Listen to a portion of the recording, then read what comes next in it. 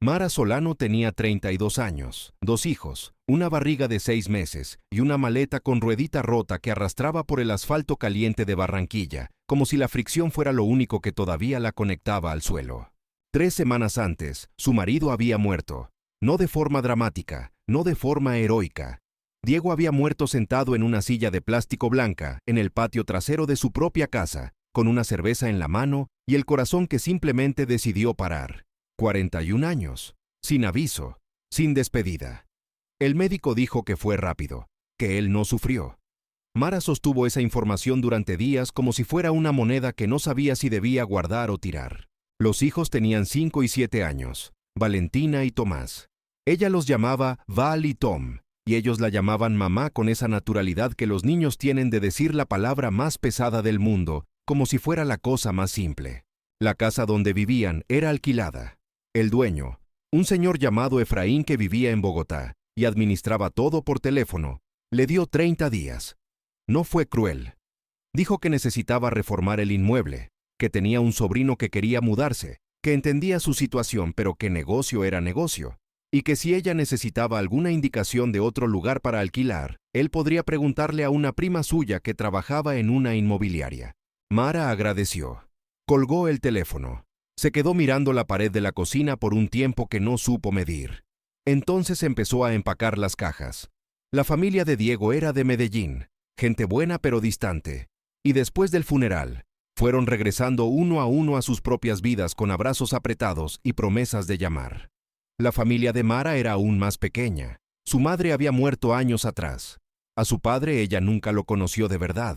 Tenía una prima en Cali con quien intercambiaba mensajes en los cumpleaños. Y tenía a la tía Graciela. La tía Graciela era el tipo de mujer que las familias producen una vez por generación y después no saben muy bien qué hacer con ella. Nunca se casó. Nunca explicó por qué.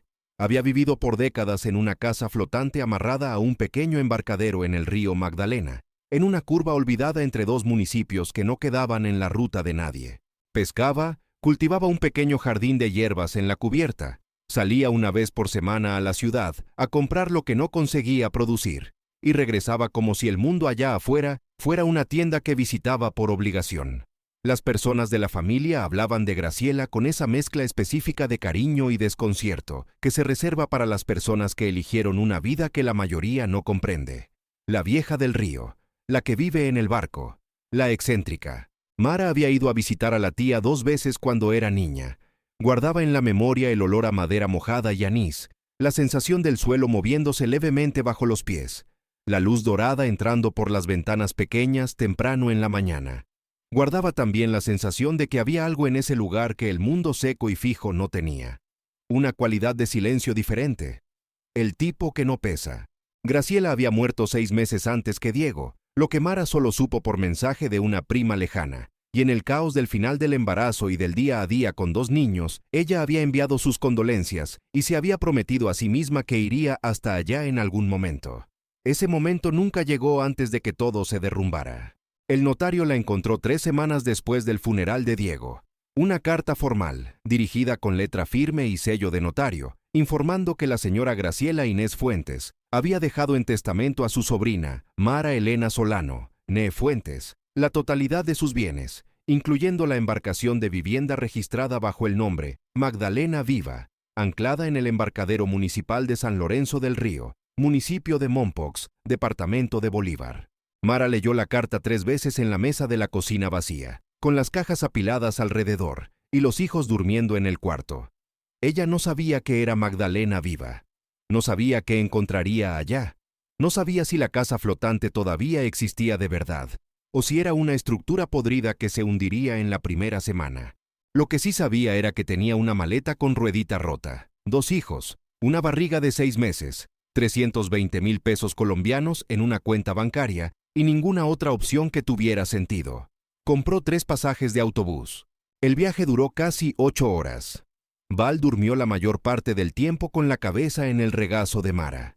Tom se quedó despierto mirando por la ventana con esa seriedad de niño de 7 años que perdió al padre hace poco tiempo y todavía no sabe bien qué hacer con el espacio que eso dejó.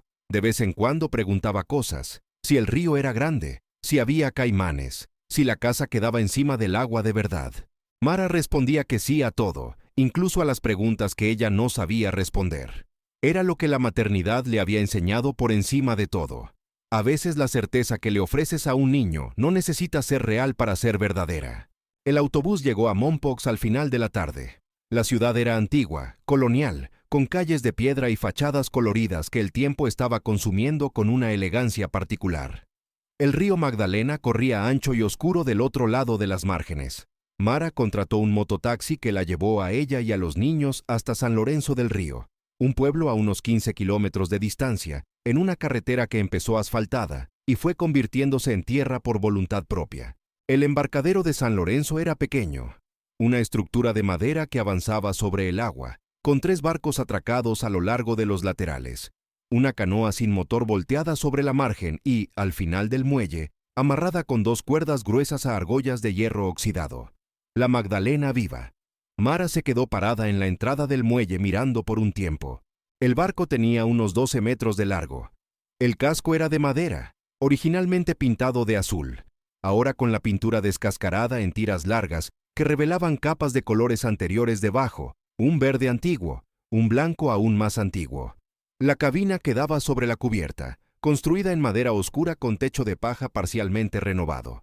En la cubierta había macetas con plantas, muchas de ellas todavía vivas, hierbas que Mara no sabía nombrar, pero que exhalaban un olor fuerte y vegetal que el viento llevaba hasta ella. Una hamaca estaba amarrada entre 2 postes en la cubierta de popa. La hamaca estaba vacía, pero parecía estar esperando a alguien. El barco se balanceaba levemente, no se estaba hundiendo, flotaba con la desenvoltura de una cosa que sabe exactamente lo que está haciendo. Una mujer salió de la casa al lado del embarcadero. Una estructura baja de ladrillos a la vista con techo de teja colonial. Tenía unos 60 años, cabello blanco recogido en un moño, delantal con manchas de tierra húmeda. Miró a Mara, miró la barriga, miró a los 2 niños agarrados a los laterales de la maleta, y dijo: «Tú eres la sobrina de Graciela». No fue una pregunta. Mara dijo que sí. La mujer dijo que se llamaba Carmenza, que había sido vecina de Graciela por 12 años. Que tenía la llave del barco desde el día en que la vieja murió, porque Graciela le había pedido que la guardara y la entregara a quien apareciera. Dijo todo eso con la objetividad de quien ya había ensayado la frase muchas veces, esperando la oportunidad de usarla. Le entregó la llave. Era grande, de hierro, del tipo que abre cerraduras antiguas. Entonces miró la barriga de Mara una vez más y dijo: «¿Graciela sabía que estabas embarazada?» Mara dijo que no sabía decir, que no habían hablado directamente en los últimos meses. Carmenza asintió como si aquello confirmara algo que ella ya sospechaba. Dijo: «Ella dejó unas cosas organizadas ahí adentro, unas instrucciones. Vas a entender cuando las veas». Y volvió para adentro de la casa sin más explicaciones. Mara entró al barco con los hijos detrás de ella. La llave giró en la cerradura con una resistencia que cedió de repente, y la puerta se abrió con ese sonido específico de madera que pasa tiempo cerrada y finalmente respira. El olor que salió era profundo y complejo. Madera vieja, hierbas secas, aceite de cocina, algo levemente dulce que Mara no consiguió identificar, pero que le resultaba familiar de una manera que no podía explicar. La cabina era más grande de lo que parecía desde afuera. Había un espacio central que servía de sala y cocina, con una mesa redonda de madera oscura y 4 sillas, una estufa a gas de 2 quemadores, un fregadero con bomba manual, armarios a lo largo de las paredes pintados de azul vivo con detalles florales pintados a mano en los bordes. Había plantas por todas partes, en estantes, en ganchos en el techo, en jarrones sobre los armarios, algunas secas y colgadas boca abajo, otras todavía vivas con hojas grandes y oscuras, que la luz débil del final de la tarde volvía casi negras. Al fondo había 2 cuartos separados por una cortina de tela floreada. En una de las paredes de la sala principal había un mapa grande del río Magdalena pegado con cinta, con anotaciones en bolígrafo azul a lo largo de las márgenes, puntos marcados, nombres de lugares, pequeñas observaciones con letra menuda que Mara no leyó en ese momento pero que quedaron en la periferia de su atención. Sobre la mesa había un sobre. Estaba dirigido con la letra de Graciela, que Mara reconoció inmediatamente porque la tía tenía esa caligrafía vertical y decidida, que parecía estar siempre en movimiento hacia adelante. Escrito en el sobre: «Para Mara, cuando llegues». Val tomó la mano de su madre. Tom se quedó en la puerta mirando todo con los ojos muy abiertos. Mara tomó el sobre. No lo abrió todavía. Lo colocó sobre la mesa. Miró alrededor del barco por un largo momento. Entonces hizo lo que cualquier madre hace antes que cualquier otra cosa. Fue a verificar si había comida. La había.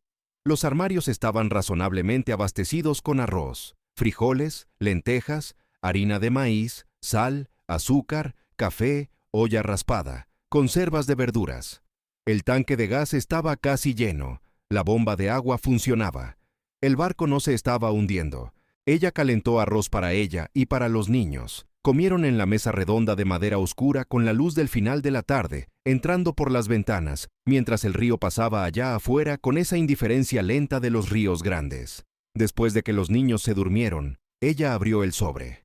La carta de Graciela tenía 4 páginas, escritas en bolígrafo azul con esa letra en movimiento constante hacia adelante. Comenzaba así: Mara, si estás leyendo esto, es porque sucedió algo que te trajo hasta aquí. No sé qué, pero te conozco desde que tenías 3 años, y conozco el tipo de mujer en la que te convertiste. Entonces sé que no es poca cosa. Las mujeres de nuestra familia no pedimos ayuda cuando las cosas son pequeñas. Mara se detuvo, respiró, continuó. El barco es tuyo, no como un regalo de lástima, como una herramienta. Es la diferencia más importante que vas a necesitar entender para poder usar lo que te estoy dejando. Pero hay una cosa que necesito contarte antes. Debajo de la cubierta de proa hay una escotilla. La escotilla está cerrada con un candado y la llave está en una cajita de lata detrás del macetero de Romero que queda en el estante del lado derecho de la cocina. Ábrela después de leer esta carta hasta el final. No antes. Hay una razón para eso y vas a entender cuando llegues allí. Pero primero, déjame contarte sobre el barco. Graciela había comprado la Magdalena Viva 23 años antes, a un señor llamado Absalón Guerrero, que era pescador profesional, y había envejecido más allá de lo que el río todavía iba a tolerar sus huesos. Absalón vendía el barco por 500,000 pesos, y una promesa de que la nueva dueña cuidaría bien el motor, porque el motor era un Yamaha, de 25 caballos que Absalón había importado de Manizales, y en el cual había puesto más atención que en cualquier otra cosa en la vida, excepto quizá en sus hijos, y, según él mismo, en los hijos a veces menos. Graciela había prometido y cumplido. El motor todavía funcionaba. La carta entonces describía el barco con una precisión que revelaba décadas de atención. ¿Dónde quedaba cada filtración que necesitaba ser monitoreada? ¿Cómo funcionaba el sistema de anclaje en días de lluvia fuerte? ¿Qué tipo de madera había sido usada en cada parte de la cabina? ¿Y cuál necesitaría de sustitución pronto? ¿Cómo accionar la bomba de sentina si el agua se acumulaba? ¿Dónde quedaban las herramientas, el epoxi, la manta de calafateo?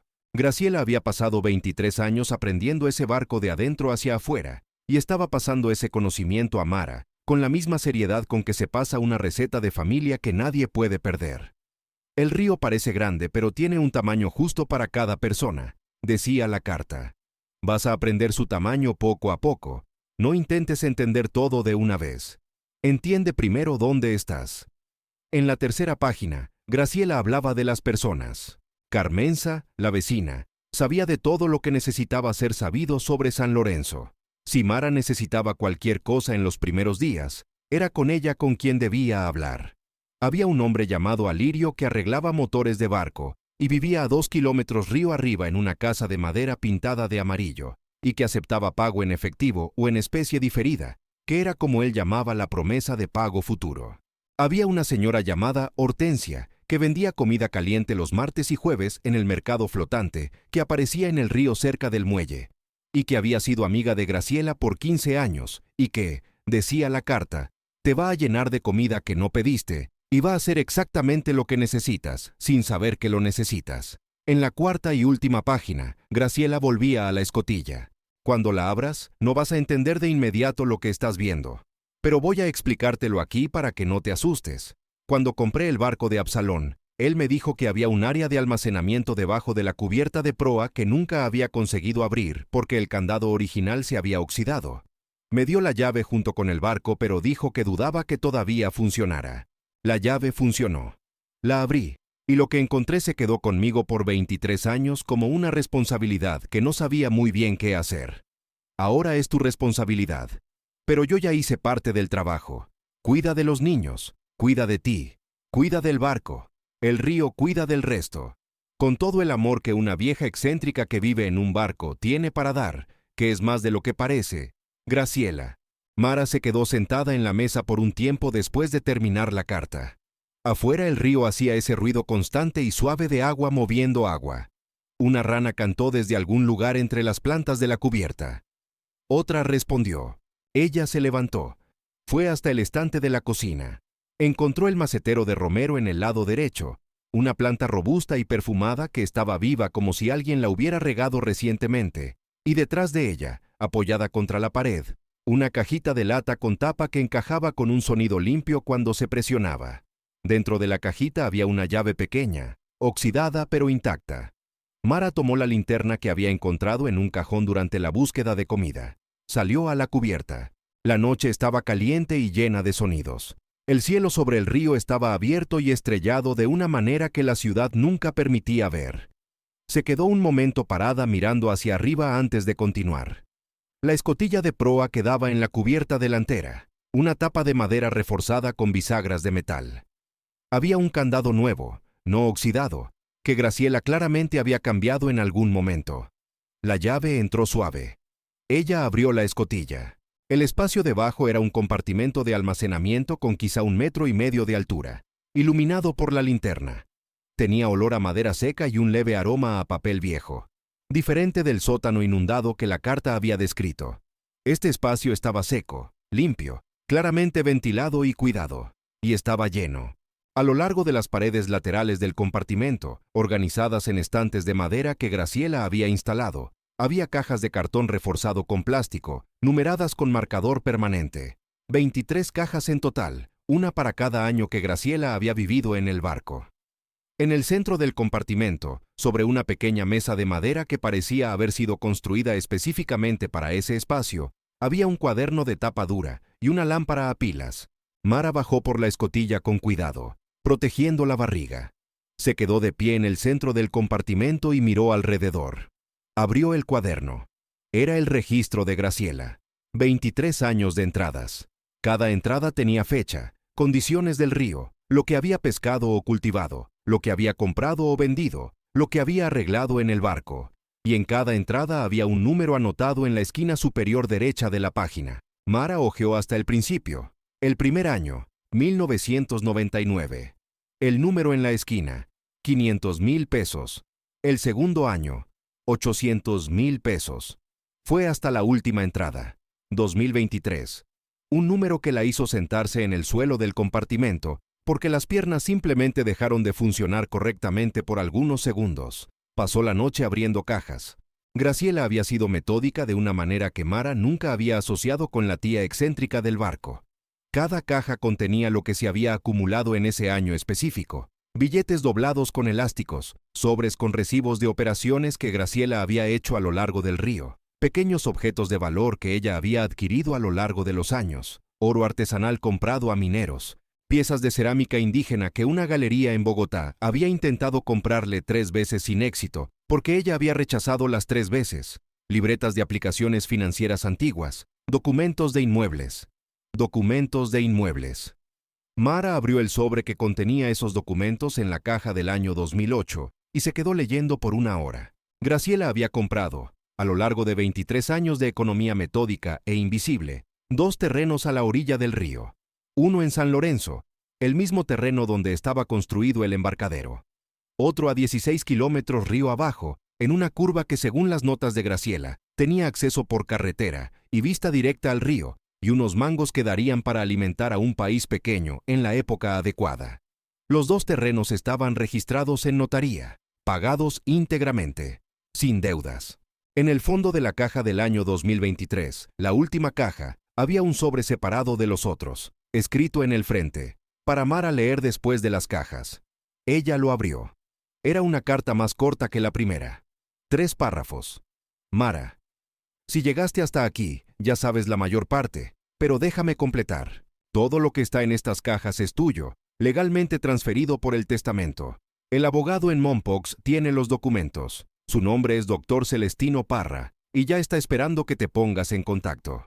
Pero más importante que el valor material, lo que está en estas cajas es el resultado de 23 años de una mujer que el mundo decidió que era excéntrica, que vivía de forma extraña, que había desperdiciado la vida en un barco en vez de hacer cosas normales. Cada billete en estas cajas es un billete que el mundo no vio ser guardado porque estaba demasiado ocupado decidiendo qué era desperdicio y qué no lo era. Yo no viví en una cáscara, viví en un lugar que entendía. Hay una diferencia que vale la pena conocer. El barco es tu casa ahora. El río es tu patio. Los dos terrenos son lo que vas a necesitar cuando la familia crezca. Usa todo con cuidado y no dejes que nadie te convenza de que estás desperdiciando nada. Lo que parece excéntrico por fuera, a veces es simplemente más sensato de lo que las personas consiguen ver. Graciela. Mara salió del compartimento cuando el cielo estaba empezando a aclarar en el este, sobre las palmeras que quedaban en la otra orilla del río. Se quedó en la cubierta de proa abrazando las rodillas, que con la barriga de 6 meses ya era una posición de contorsionismo menor pero posible. Pensó en Graciela. Pensó en la mujer que la familia llamaba excéntrica, mientras ella acumulaba terrenos y documentos, y 23 años de conocimiento del río en cajas organizadas por año, dentro de un barco que nadie pensaba en tomar en serio. Pensó en cuántas reuniones familiares había frecuentado, donde alguien hacía un comentario gentil, pero oblicuo sobre la tía del barco, como si la elección de vivir sobre el agua fuera una evidencia de algo levemente equivocado, un tornillo menos, una decisión que las personas normales no tomarían. Pensó que el mundo es muy rápido en decidir qué es desperdicio. Tom apareció en la puerta de la cabina a las 6 de la mañana con el cabello revuelto y los ojos todavía medio cerrados, y dijo: «Mamá, escuché el río». Ella dijo: «Es el río de verdad». Él fue hasta ella y se sentó al lado, mirando el río que estaba empezando a tomar color con el sol naciente, primero un gris rosado, después un dorado que se esparcía por el agua en franjas. «¿Hay caimanes?», preguntó. «Puede haber», dijo ella, «pero ellos se quedan de su lado». Tom quedó satisfecho con eso. Val apareció poco después con la almohada todavía en la mano, arrastrándose con esa dignidad ofendida de quien fue despertada más temprano de lo que planeaba. Miró el río. Miró las plantas en la cubierta. Miró la barriga de su madre. «Cuando nazca el bebé, ¿va a ver el río desde el principio?», preguntó. Mara dijo que sí, que ese iba a ser el primer río del bebé. Val consideró eso por un momento con esa seriedad de 5 años que a veces es más profunda que cualquier filosofía adulta, y dijo: «Creo que es bueno. El río es bueno». Carmenza apareció a las 7 con una olla de changua, ese caldo de leche con huevos y pan que los colombianos saben que sirve tanto para la mañana de fiesta como para la mañana difícil. No preguntó si Mara quería compañía. Simplemente colocó la olla en la mesa, se sentó en una silla y sirvió. Mara contó que había abierto la escotilla.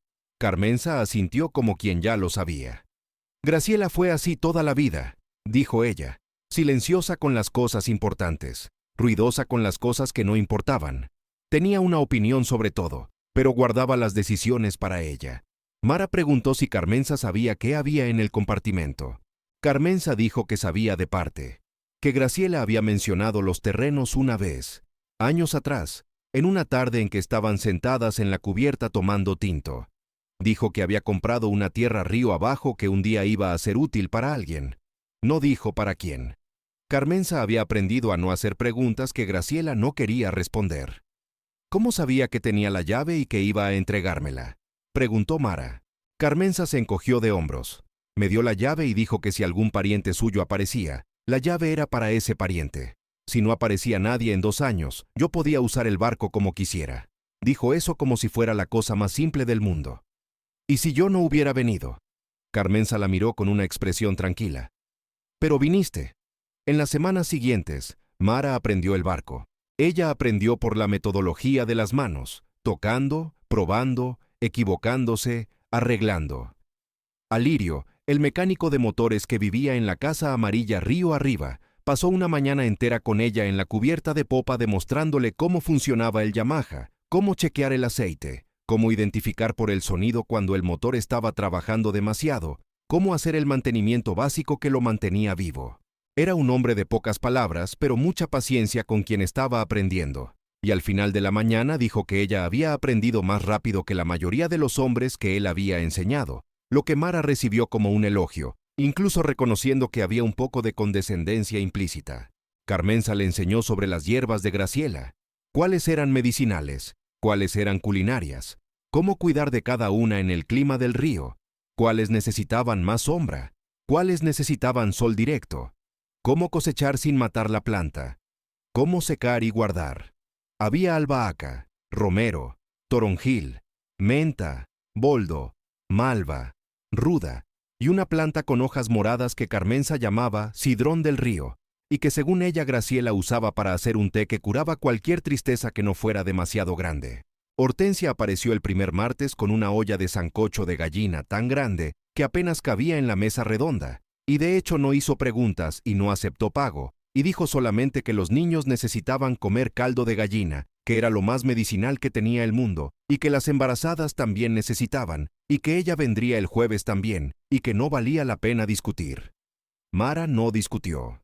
Tom hizo amistad con un niño de 8 años llamado Juvenal, que pescaba lambari en el muelle con una caña hecha de bambú y un hilo de nylon. En 2 semanas, Tom ya tenía su propia caña y ya sabía que necesitaba paciencia, que era la lección principal de cualquier pesca, y que el lambari huía con el ruido, que era la segunda lección. Val descubrió los jardines de plantas y decidió que quería plantar tomates. Mara la dejó. Había un macetero grande vacío en la cubierta de popa que servía perfectamente, y había tierra buena en el saco que Graciela había dejado en un rincón. Val plantó con la seriedad de alguien inaugurando una empresa. El doctor Celestino Parra recibió a Mara en su oficina en Mompox una semana después. Era un hombre de unos 60 años, delgado, con lentes de armadura de carey y un bigote que parecía vestido de otro tiempo. Conocía bien el caso y tenía todos los documentos organizados en carpetas con etiquetas.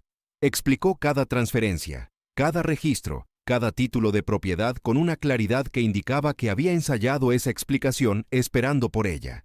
El total de los activos dejados por Graciela, incluyendo el barco valorado con las mejoras que había hecho a lo largo de los años, los 2 terrenos, las aplicaciones financieras y el contenido de las cajas, sumaba un valor que Mara necesitó que el doctor Celestino repitiera 2 veces antes de conseguir procesarlo completamente. No era una fortuna de telenovela, no era el tipo de número que cambiaba el apellido de nadie ni compraba helicóptero. Era el tipo de número que significaba que una mujer con 2 hijos y un bebé en camino tenía suelo firme bajo los pies, por un tiempo lo suficientemente largo como para construir el siguiente paso con calma. Era exactamente eso.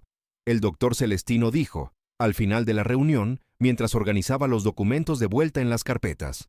Graciela era una mujer poco común. Fui abogado de ella por 15 años. Nunca vi a una persona planear tan bien lo que iba a dejar atrás, sin nunca hablar directamente sobre eso. Mara dijo que era exactamente como ella había conocido a la tía. Él dijo, ella preguntaba por ti a veces, preguntaba cómo estabas. Yo decía que no sabía, que no era mi cliente, y ella decía que estaba bien, que tú estabas bien, que ella sabía. ¿Cómo sabía?, preguntó Mara. Él se encogió de hombros con una pequeña sonrisa. Nunca pregunté. Tenía la impresión de que era una de esas cosas que ella simplemente sabía. El bebé nació en marzo, en el hospital de Mompox, en una madrugada en que el río estaba alto por causa de las lluvias del interior, y Carmenza condujo el barco hasta la orilla, mientras Alirio se quedaba con Tom y Val durmiendo en el muelle porque a las 3 de la mañana no había otra solución logística que funcionara. Era un niño. Mara lo llamó Río. No estaba planeado. El nombre simplemente apareció cuando ella lo miró por primera vez y pensó en todo lo que este niño vería creciendo en una casa flotante sobre el Magdalena. El río que había sido el río de Graciela antes de ser el de ellos. Carmenza lloró cuando supo el nombre. Dijo que era perfecto. Dijo que a Graciela le habría encantado. Val dijo que era un nombre diferente pero que le gustaba porque era fácil de deletrear. Tom dijo que un día iba a enseñarle a su hermano a pescar lambari y que esperaba que Río tuviera más paciencia que la que él había tenido al principio. En un atardecer de abril, con Río durmiendo en una canasta de mimbre en la cubierta y los niños en el muelle con Juvenal, Mara se sentó en la hamaca de Graciela, que quedaba en la popa, y se quedó mirando el río cambiar de color con el sol bajando. El Magdalena era grande. Era ese tipo de río que no pedía permiso ni daba explicaciones, que pasaba por dentro de países enteros sin preocuparse por los bordes del mapa, pero tenía un tamaño justo para cada persona, como Graciela había escrito, y Mara estaba aprendiendo el tamaño justo para ella. Pensó en Diego. Pensó en aquel día en el hospital, cuando dijeron que él había muerto, y el mundo había simplemente girado debajo de ella sin ningún aviso previo. Pensó en el apartamento vacío con las cajas apiladas y la carta del notario en la mesa de la cocina, y los 320,000 pesos que eran todo lo que había entre ella, y un vacío que prefería no mirar directamente. Pensó en Graciela, que había vivido 23 años en un barco que la familia llamaba excéntrico, y había acumulado en silencio una vida entera de intención y previsión y amor práctico, del tipo de amor que no se declara pero se construye, caja por caja, terreno por terreno, carta por carta, hasta el día en que alguien que lo necesitara lo encontrara. Pensó que las personas se equivocan cuando piensan que herencia es solo dinero, que lo que Graciela había dejado era mucho más de lo que estaba registrado en los documentos del doctor Celestino. Había dejado la metodología, la forma de mirar un sistema y entender lo que necesita, la capacidad de quedarse en un lugar hasta entenderlo desde adentro, la convicción de que lo que el mundo llama excéntrico a veces es simplemente más honesto de lo que el mundo está listo para admitir. Río se despertó de repente en la canasta con ese sobresalto de recién nacido que parece siempre motivado por alguna urgencia cósmica, y Mara se levantó de la hamaca con esa agilidad de madre experimentada que ninguna barriga o cansancio consigue borrar por completo. Tomó al hijo, volvió a la hamaca, lo acomodó en el pecho. Él se calmó instantáneamente. Se quedó mirando el río con esos ojos de recién nacido que parecen estar viendo todo por primera vez, pero también desde un lugar muy antiguo. Mara miró en la misma dirección que él. El río estaba dorado ahora, dorado y ancho, con esas franjas de luz que las tardes del Magdalena hacen cuando el sol acierta el ángulo correcto y el agua decide cooperar. Los cipreses en la otra orilla, las palmeras más atrás, el ruido de un motor de rabadilla pasando lejos, el canto de un pájaro que ella todavía no había aprendido el nombre, pero que aparecía todo final de tarde en la misma rama del mismo árbol, como si hubiera marcado el horario. Ella tenía un barco. Tenía 2 terrenos a la orilla del río. Tenía 3 hijos, uno de ellos todavía nuevísimo para entender dónde había llegado. Tenía a Carmenza con changua. Tenía a Hortensia con sancocho. Tenía a Alirio que arreglaba motores con paciencia. Tenía el cuaderno de Graciela con 23 años de conocimiento del río. Tenía la carta con la letra en movimiento constante hacia adelante. Tenía la llave de hierro grande que abría una cerradura que ni siquiera sabía que existía hasta llegar. Tenía el río. Y el río, como Graciela había escrito, cuidaba del resto. Hay cosas que el mundo decide que son desperdicio sin mirarlas bien. Una mujer que elige un barco en vez de una carrera convencional. Una vida sin dirección fija en un registro. Una herencia hecha de cajas numeradas y libretas y terrenos a las márgenes del río que nadie pensó en preguntar si existían. A veces lo que parece excéntrico por fuera es simplemente más planeado de lo que las personas consiguen ver. A veces lo que parece que está flotando es lo que está más firme. Y a veces el lugar que menos esperabas encontrar es exactamente el lugar que te estaba esperando, organizado en 23 cajas de cartón numeradas, con una carta que comienza así: Mara. Si estás leyendo esto, es porque sucedió algo que te trajo hasta aquí. Te conozco desde que tenías 3 años. Sé que no es poca cosa,